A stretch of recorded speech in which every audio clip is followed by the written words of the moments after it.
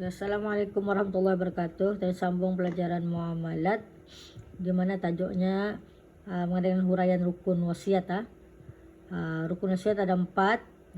Mula-mula sekali tadi lihat dulu syarat-syaratnya, yaitu pemberi wasiat. Syarat-syarat pemberi wasiat ini ada 3 perkara. Yang pertama, tadi lihat yang pertama,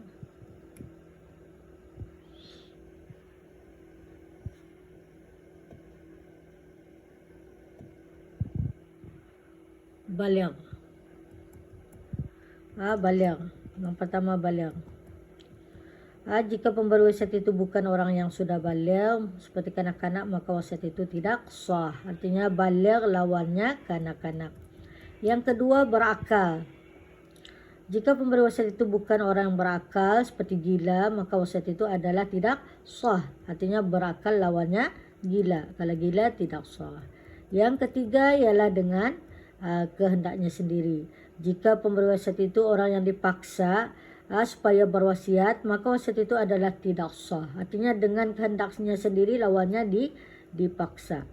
Itu syarat bagi pemberi wasiat. Kita lihat lagi mengenai dengan masalahnya di sana. Beberapa perkara yang berkaitan dengan pemberi wasiat ini. Di mana yang pertama, wasiat orang kafir. Bukan orang Islam saja boleh berwasiat, orang kafir pun boleh berwasiat, maka hukumnya adalah sah. Yang kedua, wasiat orang yang ditegah mempergunakan hartanya kerana babal, yakni safih. Dimanapun sah juga, walaupun dia ditegah oleh mahkamah, mempergunakan hartanya, tetapi ya sah berwasiat. Yang ketiga, wasiat orang yang mabuk. Wasiat orang yang mabuk ini pun sah juga wasiatnya. Okey. Kemudian penerima wasiat. Di mana penerima wasiat ini ada 2, terbagi pada 2. Satu, siapa yang menerima. Satu ialah suatu pihak. Dan yang kedua ialah orang yang tertentu. Siapa tu suatu pihak itu dan siapa tu orangnya, orang yang tertentu itu. Kita ni lihat.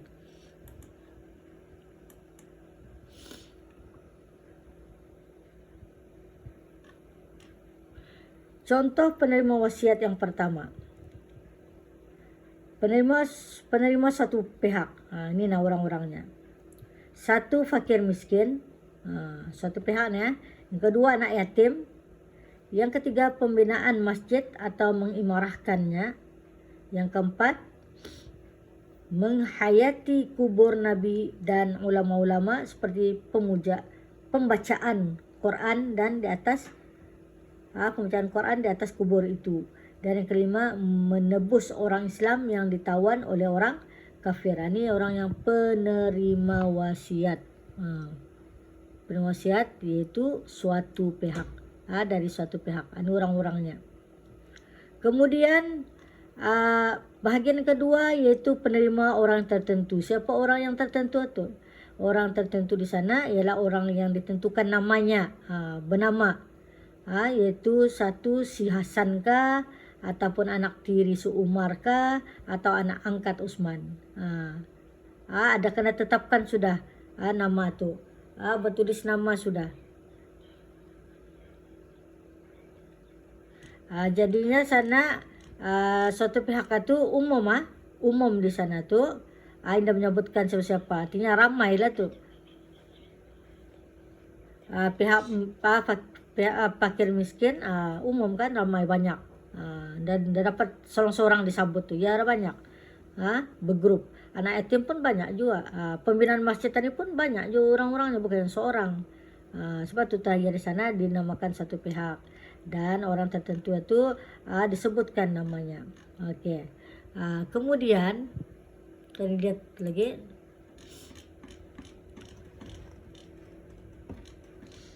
Syarat bagi penerima wasiat yang terdiri pada satu pihak ini, kita lihat sana, yang warna hijau itu, hendaklah ia satu yang halal untuk mendekatkan diri kepada Allah.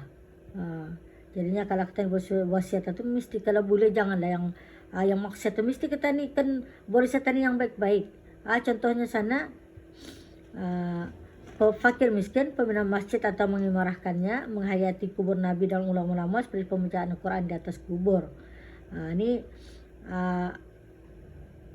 penerima wasiat, orang yang menerima itu mestilah sesuatu yang halal.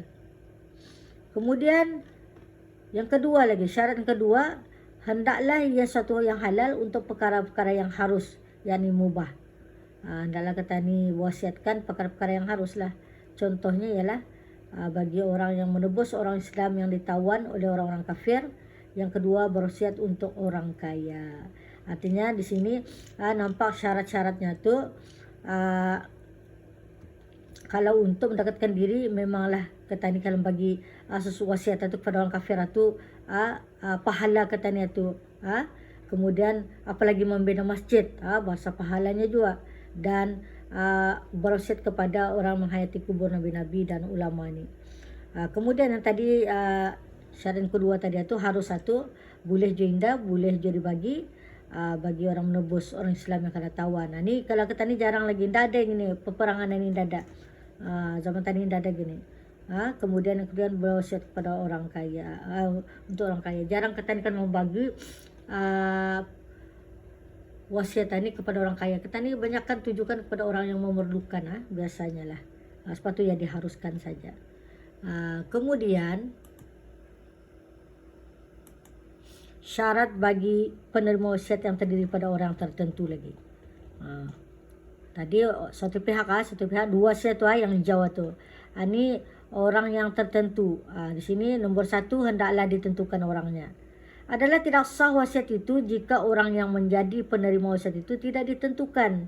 Contohnya pemberi wasiat itu berkata, aku berwasiat supaya uang aku sebanyak 100 ringgit ini diserahkan kepada salah seorang daripada pemandu keretaku ini apabila aku meninggal. Anda tahu siapa yang mana satu. Wasiat ini adalah tidak sah kerana tidak ditentukan siapa orangnya, siapa penerimanya. Kemudian syarat yang kedua, dan lihat sana, hendaklah ia boleh memiliki ketika pemberi wasiat itu mati walaupun dengan melalui akad walinya. Adalah tidak sah wasiat itu jika orang yang menjadi penerima wasiat itu tidak boleh memiliki, seperti orang mati atau binatang. Tetapi wasiat itu adalah sah jika penerima itu adalah kanak-kanak. Ini maksudnya. Artinya boleh berwasiat, tapi pastikan maksud cikgu sana tu ada wali yang mengambil. Macam tadi ni, penerima kanak-kanak boleh, tapi walinya yang mengambil. Jangan saja orang mati mana hidup lagi, ataupun binatang apa je tahunya. Itulah maksudnya sana. Itu syarat bagi orang yang tertentu. Ada dua juga syarat bagi orang tertentu. Kemudian kita lihat sana beberapa perkara yang berkaitan dengan penerima wasiat. Di mana sah wasiat jika pemberi wasiat berwasiat supaya wang yang sekian banyak diperuntukkan bagi pemeliharaan, yakni untuk makanan binatang-binatang ternakan. Karena penerima wasiat itu ialah suatu pihak, bukannya orang yang tertentu, yang disyaratkan supaya boleh memiliki. Artinya di sana sah wasiat itu kalau ya tujukan untuk kalau tadi dapat membezakan tu pembagian untuk orang macam orang ramai dan untuk persendirian itu. Artinya ini membagi untuk orang ramai, untuk macam orang grup. Okey.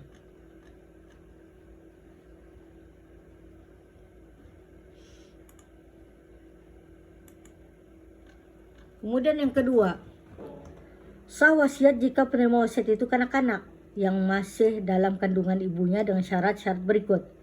Yang kalif, anak itu hendaklah dilahirkan dalam keadaan hidup. Ba, anak itu hendaklah diketahui adanya dengan yakin di dalam kandungan ibunya pada ketika wasiat itu dilakukan. Yang kejim, hendaklah anak itu dilahirkan kurang 6 bulan dari tarikh wasiat itu dilakukan. Artinya pastikanlah anak dalam kandungan itu hidup. Itu pasti mesti hidup. Kalau dia hidup mana dapat menerima wasiat. Pastikan dia hidup. Kemudian jika ahli waris tidak bersetuju semasa pemberian wasiat itu masih hidup, kemudian bersetuju selepas pemberi wasiat itu meninggal, maka persetujuan yang dikira ialah persetujuan yang dilakukan selepas pemberi wasiat itu meninggal. Masa hidup semua orang dah setuju. Masa orang ini kan meninggal kemudian berwasiat, semua ahli-ahli wasiat itu dah setuju. Sudah orang yang berwasiat ini meninggal, baru tak ada terbuka hati itu ya dua orang setuju, maka sah wasiat itu dipakai selepas pemberi wasiat itu meninggal.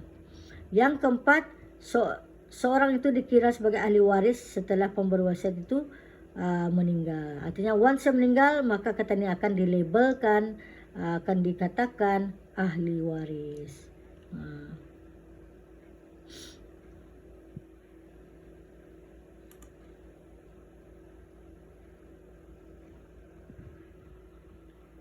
Kemudian yang ketiga, hendaklah ia suatu yang boleh berpindah-pindah pada menguasainya dari seseorang kepada orang lain.